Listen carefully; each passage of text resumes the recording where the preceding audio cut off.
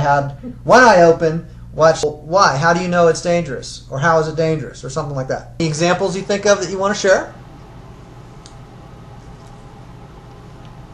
I think it's a little bit late for me. No problem. Okay. I'm not trying to. I'm just inviting. And we can wrap up soon too.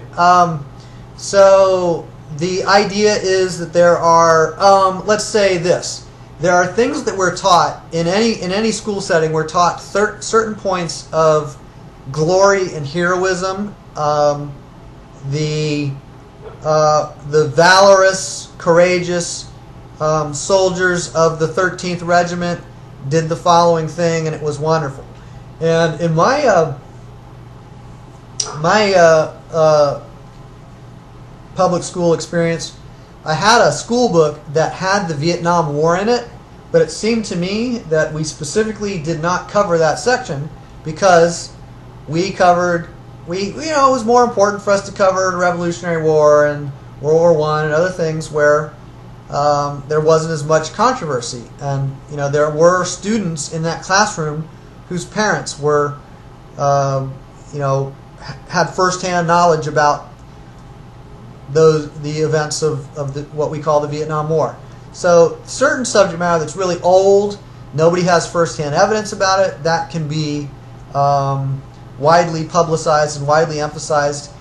You remember what was really horrible that the South did that led to the Civil War. So we're taught one specific thing in the U.S., and I don't know what your background, Vanessa, would be, but I figure if I picked a series of military conflicts or something like, how did the U.S. come to occupy Alaska, and why is Alaska a state? If you want the one-sentence version of it, that's the official version in high school classes or whatever, it's probably somewhat imprecise. It's going to be really, really superficial, right? It might say the U.S. purchased it from the Soviet Union. And that's maybe true, but is that, useful? Is that important? In my experience, a lot of the things that I found really interesting about history were specifically discouraged from being, addressed in my typical school setting, because the school setting wasn't for people to explore curiosity. It was for the teacher to guide a emphasis on particular subject matter and a particular way of interpreting it and evaluating it. And we are taught in schools particular patterns of communication. I don't want to talk about this at length today, but the basic idea of there's an authority, and we learn what the authority wants us to talk about, the way we want them to talk about it, and then we repeat it, and then we expect to be rewarded.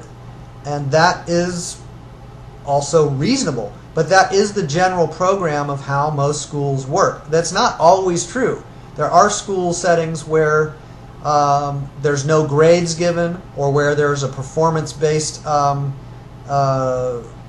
testing, in the sense of something like, if you guys want an A in this class, here's what you do. Here's the parts for a pocket watch. You have 1 hour, assemble a pocket watch that works. If at the end of the hour it works, you get an A. And if not, then you get an F or whatever.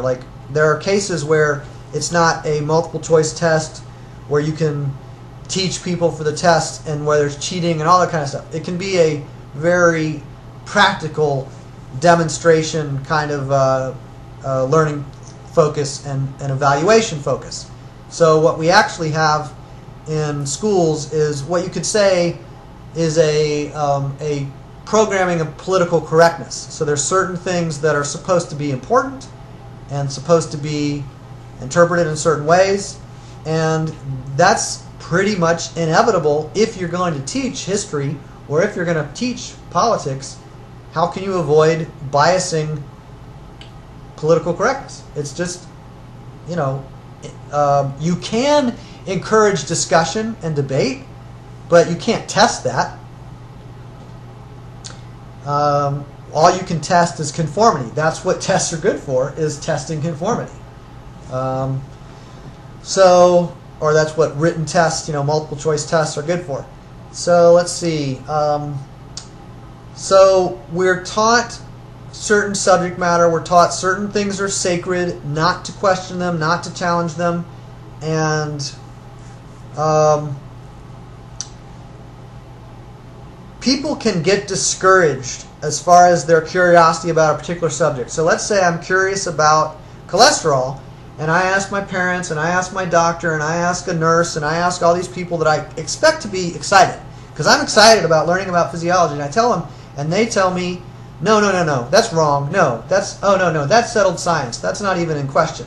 If they're really, or they say, you're stupid for even thinking that, how could you even say that? Don't you know that I have a degree in biochemistry, or whatever, I don't know what they say.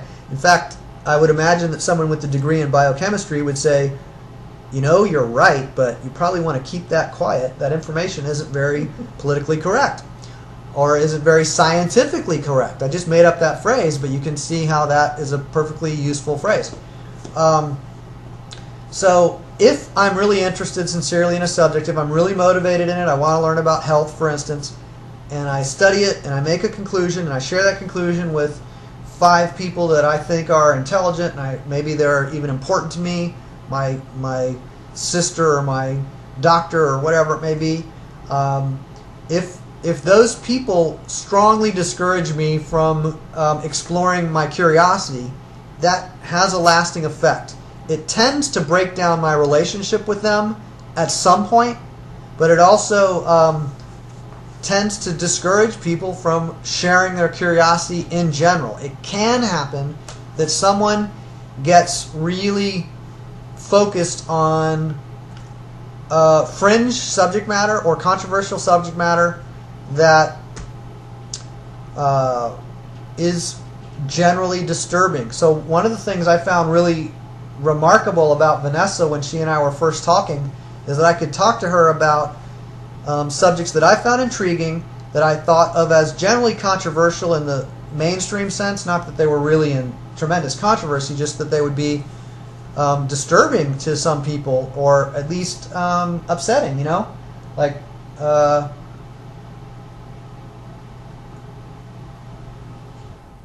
disturbing, upsetting, I guess that covers it. So things that people would be unreceptive to, and she was in some cases more familiar than me with the particular subject matter, or similarly familiar with me, so I was excited.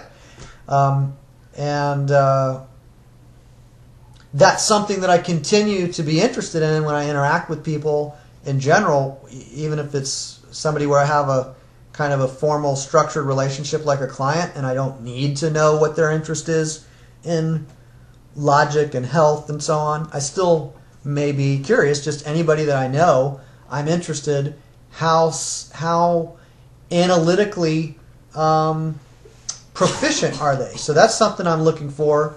If people use language with flexibility and curiosity, even if they're not great at it, if they're interested, then that is intriguing and notable to me.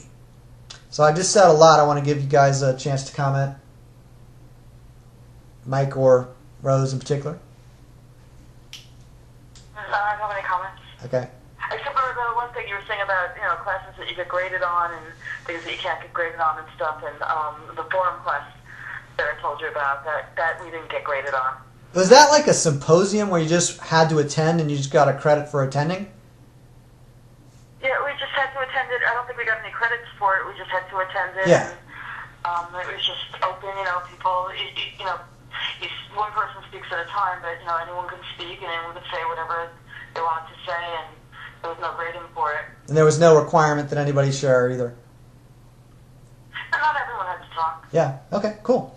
So, so that's interesting to look for relationships or even settings like the classroom full of 80, people who might be interested in having a discussion like that. I think it's interesting to have one-on-one conversations in small groups. I think once you get 80 people together, there tends to be a high degree of like if they see each other all the time, if they're just students that you know, your peers, then you don't necessarily want to present anything too controversial, or if you do, you're going to want to present controversies in a very specific way.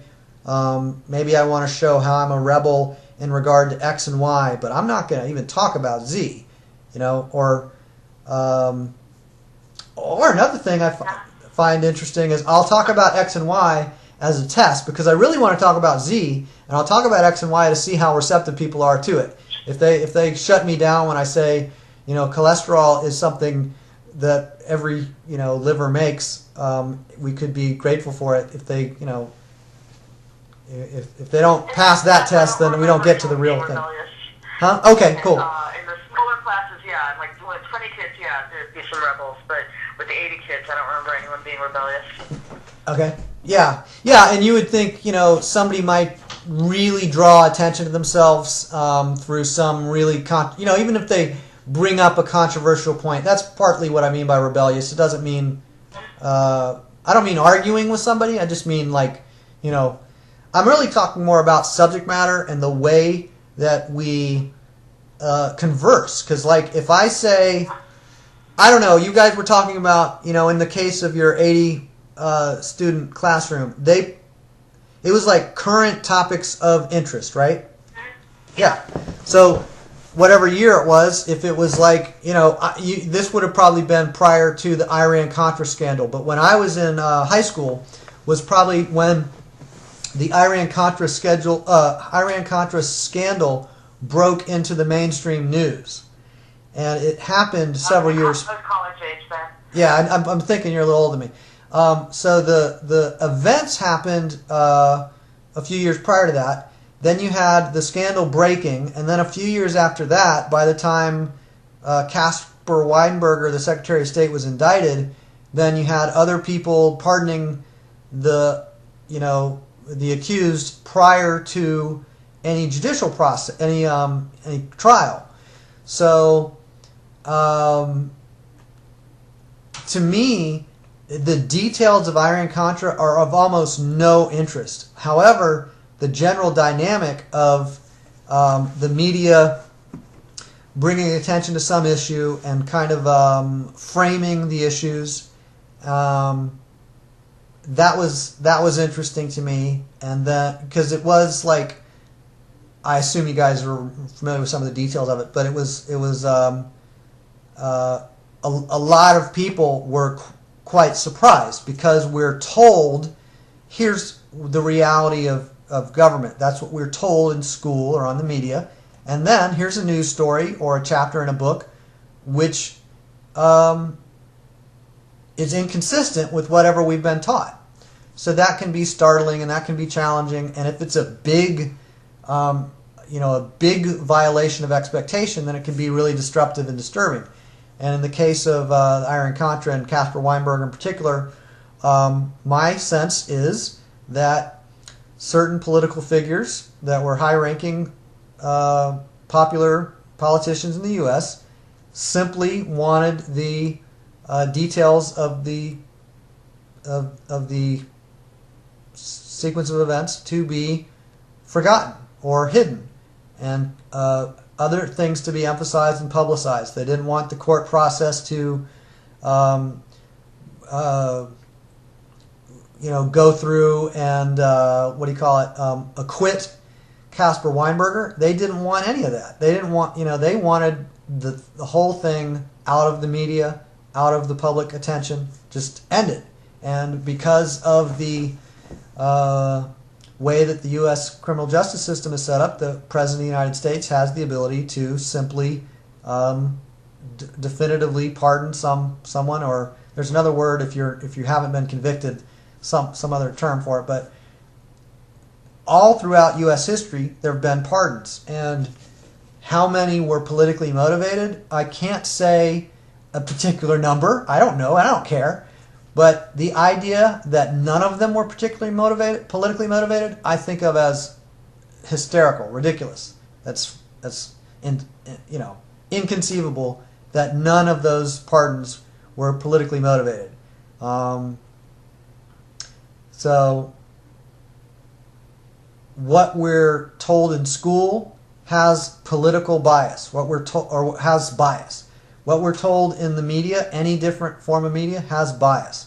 When I'm speaking to you, there's bias. When I'm speaking to somebody else, there's a slightly different bias because they're a third grader or whatever, whatever the context is that's different. They're my client.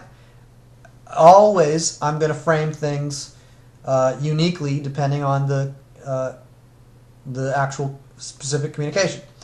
So the rebirth of curiosity, I'm going to kind of chop this and we can talk about it further later, but you can get that there's that initial curiosity of that young, the puppy, the infant, whatever. They go through school, it gets directed. In some cases, it gets suppressed or discouraged. In our personal interaction with other people, let's say that I want to share something with somebody, and I feel like they shut me down, and they're I feel discouraged about it. I think this person maybe doesn't want to hear what I have to say about this subject. So I might experience a variety of physical responses, right? If I'm in the classroom and the teacher says to me, how can you even question that cholesterol is dangerous? If she embarrasses me in front of the class, then I'm going to have a change in my posture. I might get pissed off, but I might back off. I might tuck my tail like tuck my tailbone like if I had a tail, because here's this authority figure that's making an implied threat. What's the implied threat? I'm going to give you a punishment. I'm going to give you detention. I'm going to embarrass you further. Whatever the implied threat is, doesn't really matter.